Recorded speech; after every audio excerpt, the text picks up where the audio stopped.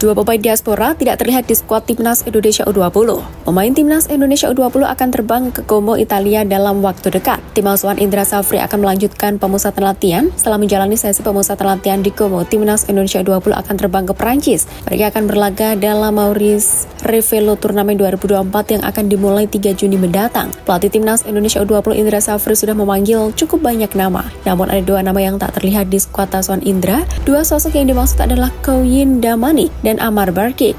Indra Safri pun menjelaskan alasannya tidak memanggil 2 pemain keturunan itu. Kalau nggak ada di sini, berarti nggak dipanggil. Jadi kami butuh pemain-pemain yang kelahiran maksimal, kelahiran 2005. Ujar Indra Safri di lapangan BGBK Jakarta pada Jumat 24 Mei 2024. Indra Safri menegaskan dirinya memaksimalkan para pemain kelahiran 2005 untuk memperkuat Timnas Indonesia U20. Koyun Damanik dan Amar Barkik dinilai masih terlalu muda. Masa pinjam berakhir, Evan Dimas akhirnya resmi berpisah dengan PSIS. Kebersamaan antara PSIS Semarang dengan Evan Dimas resmi berakhir. Masa peminjaman berdurasi setengah musim selama putaran kedua BRI Liga 1 2023-2024 telah kadaluarsa.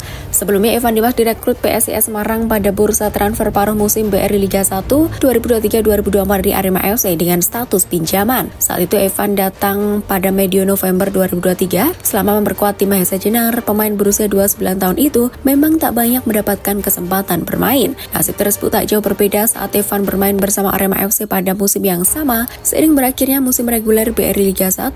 Hubungan kerjasama antara PSIS Semarang dengan pemain asal Surabaya turut berakhir. Dari rumor yang beredar, Evan Dimas diminati klub lokal lainnya. Chief Eksekutif CEO PSIS Semarang, Yoyo Sukawi, memberikan apresiasi atas kerja keras dan dedikasi yang telah diberikan Evan Dimas selama memperkuat tim Gilbert Agius tersebut pada putaran kedua BRI Liga 1 musim ini. PSSI dinilai tak perlu memaksakan memanggil skuad terbaik untuk Piala AFF 2024. Timnas Indonesia akan menghadapi agenda super padat di sepanjang 2024, terutama jika skuad Garuda melaju ke fase ketiga kualifikasi Piala Dunia 2026 zona Asia. Diketahui matchday kelima fase ketiga kualifikasi Piala Dunia 2026 akan digelar pada 19 November 2024. Pada 5 hari kemudian, Timnas Indonesia harus bertandang ke markas Myanmar untuk menjalani laga perdana di Piala AFF 2024. Pengamat sepak bola nasional Mohamed Kusnaini memiliki komentar yang menarik. Bungkus menyebut PSSI harus memiliki kebijakan pemanggilan pemain yang sesuai dengan kebutuhan dan ketersediaan. Dalam beberapa kesempatan, PSSI melakukan pendekatan menarik untuk bisa memanggil pemain ke Timnas Indonesia, meski turnamen yang diikuti tim Merah Putih tak masuk kalender FIFA. Misalnya kasus Nathan Joaon di Piala Asia U23 2024. Muhammad Kusnaini merasa hal serupa tak perlu lagi terjadi ketika Timnas Indonesia berlaga di Piala AFF 2024. Filipina punya banyak pemain blasteran untuk laga kualifikasi Piala Dunia 2026. Timnas Filipina akan menjadi lawan terakhir Timnas Indonesia pada lanjutan putaran kedua Grup F kualifikasi Piala Dunia 2026 zona Asia. Kedua tim bakal saling sikut demi lolos ke fase berikutnya. Menurut jadwal, duel antara Timnas Indonesia versus Filipina berlangsung di Stadion Utama Gelora Bung Karno SUGBK Jakarta Pusat pada Selasa 11 Juni 2024. Meski saat ini terbendam di dasar klasmen, The As-Class tetap menjadi lawan yang wajib diwaspadai Timnas Indonesia. Kekuatan mereka tidak boleh diremehkan, apalagi pada pertemuan mendatang Filipina kemungkinan diperkuat sejumlah wajah baru. Saat ini PSSI-nya Filipina alias Federasi Sepak Bola Filipina tengah ngebut memproses 8 pemain keturunan untuk menjalani proses naturalisasi. Para pemain ini diharapkan bisa memperkuat The As-Class pada laga kontra Vietnam dan Timnas Indonesia. Jika proses tersebut berjalan mulus, maka ke-8 pemain itu bakal menambah daftar personil diaspora yang dimiliki Timnas Filipina. Sebelumnya The As-Class sudah punya 15 pemain keturunan.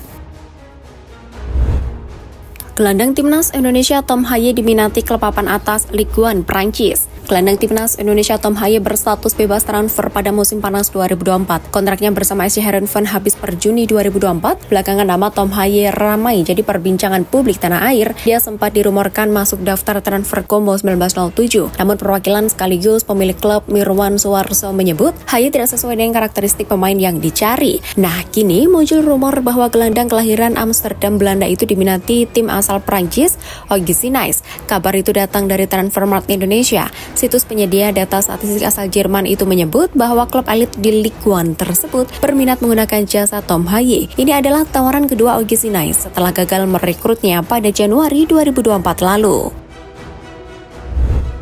Indra Safri ungkap bantuan dari Gomo dalam rangka persiapan Timnas Indonesia U20. Timnas Indonesia U20 menjalani pemusatan latihan di Jakarta dalam beberapa waktu terakhir. Mereka tengah bersiap sebelum berlaga di Maurice Revello Turnamen 2024 yang dimulai pada 3 Juni mendatang. Setelah menjalani pemusatan latihan di Jakarta, skuad Timnas Indonesia U20 akan segera bergerak ke Italia.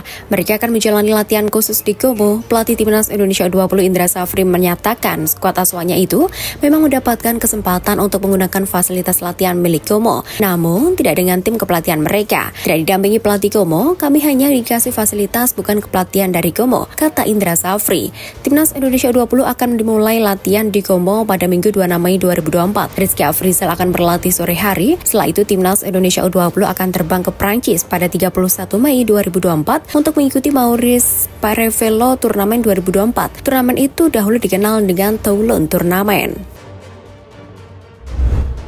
Polresta Bandung turunkan 2.000 lebih personil untuk mengamankan laga Persib versus Madura United. Polresta Bandung akan mengerahkan personil keamanan sebanyak 2.000 lebih untuk pengamanan laga final leg pertama Championship Series BRI Liga 1 2023-2024 antara Persib Bandung versus Madura United di Stadion Sijalak Harupat Soreang, Kabupaten Bandung, Minggu 2 Mei 2024 malam. Kapolresta Bandung Kombes Pol Kusworo Wibowo menyebutkan pihaknya sengaja menurunkan personil keamanan lebih banyak dari biasanya, yakni 1.500 karena di beberapa titik jumlah personilnya akan dilipat gandakan. Selain itu, lanjut Kusworo, di pintu masuk stadion juga akan dilipat gandakan, sehingga yang benar-benar masuk adalah penonton yang sudah memiliki tiket dan tidak membawa barang-barang terlarang. Pada kesempatan itu, Kusworo juga meminta dan menghimbau kepada supporter tim tamu untuk tidak memaksakan datang ke stadion SJH sesuai dengan aturan PSSI.